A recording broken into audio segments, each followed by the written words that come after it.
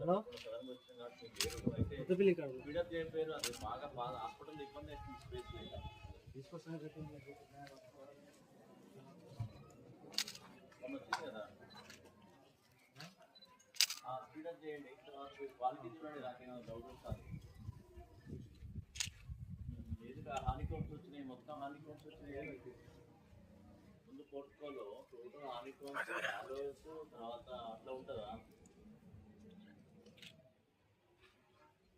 పోర్ట్కోనే హానికోమ్స్ వచ్చినాయి. నీకు వాట్సాప్ పెడతా చూడు.